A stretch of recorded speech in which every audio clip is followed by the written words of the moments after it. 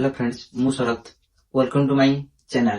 ग्राम panchayat development officer नियुक्ति 2025 खूब शीघ्र आसिया पई जाउछि। एहार अप्लाई नोटिस एवं कोन डिटेल्स रहिछि केमिति आपण जणे ग्राम पंचायत डेवलपमेंट ऑफिसर होई परिबे।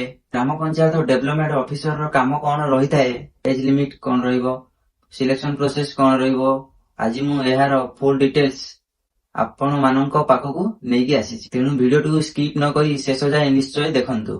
एई पोस्ट रे क्वालिफिकेशन केवल +3 पिला दरकार। स्ट्रीम रे होइताउ केते भी परसेंटेज थाउ, जदि जने +3 पास करिछि ताहाले से ग्राम पंचायत डेवलपमेंट ऑफिसर पोस्ट रे अप्लाई करि परिबो। एहा बोथ मेल एंड फीमेल पई रहिछि। ग्राम पंचायत डेवलपमेंट ऑफिसर नियुक्ति प्रक्रिया सीजीएल द्वारा होइताए। सीजीएल माने combine graduation level examination. Odisha सरकार द्वारा जेतिक भी ग्रेजुएशन लेवल +3 पास एग्जामिनेशन रहीगला प्राय ग्रुप बी और ग्रुप सी पोस्ट को नेकी टीए कंबाइन पोस्ट रो नियुक्ति को अना जाई थाए। ओएसएससी तरफरु एहा ओएसएससी सीजीएल नाम रे जाना जाए। ओएसएससी सीजीएल रे बहुत पोस्ट रही थाए। ता भितर गोटिए पोस्ट हैला ग्राम पंचायत डेवलपमेंट ऑफिसर। एही पोस्ट पई जेते बेले ओएसएससी सीजीएल रे अप्लाई करा जाए, निज मन पसंद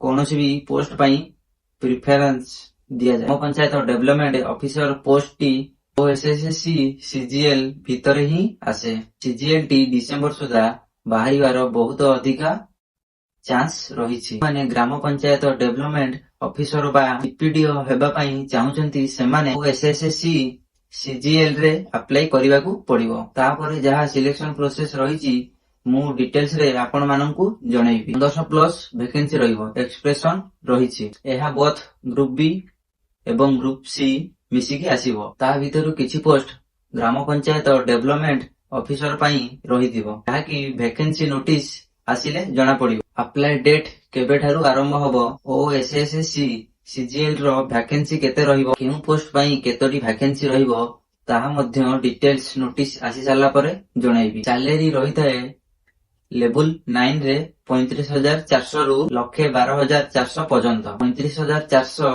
बेसिस पई रहिताए। सो ओडिशा गवर्नमेंट तरफ रु जहा जेतिकी अलाउंस रहिताए मिसी की आसीबो। जदि जणे जॉइन करूची जणे जीपीडीओ हिसाब रे बेसिस पे सहित अलाउंस पे सब मिसिकी 50 रु 60,000 पर्यंत प्रति मास सैलरी रहिता। सिलेक्शन प्रोसेस रे प्रिलिम्स एग्जाम रहे 150 मार्क एवं मेन एग्जाम रुहे 200 मार्क रो। तापर रुहे डॉक्यूमेंट वेरिफिकेशन। अल्प किछि पोस्ट पई प्रैक्टिकल स्किल टेस्ट रहिथाय। आउ बाकी सब पोस्ट पई केवल प्रिलिमिनरी एग्जाम, मेन एग्जाम एवं डॉक्यूमेंट वेरिफिकेशन। डॉक्यूमेंट वेरिफिकेशन को नै सिलेक्शन प्रोसेस कंप्लीट करा जाई थाए। एज लिमिट 21 रु 42 रखा जाई थाए। 21 रु 42 वर्ष भितर जेउ माने सेमाने केवल एही पोस्ट को अप्लाई करि परिबे। एहा थिला ग्राम पंचायत डेवलपमेंट ऑफिसर रो फुल डिटेल्स। जदि एही वीडियोटी भलो लागि थाए लाइक एवं सब्सक्राइब करिवाकू भूलिबेनी।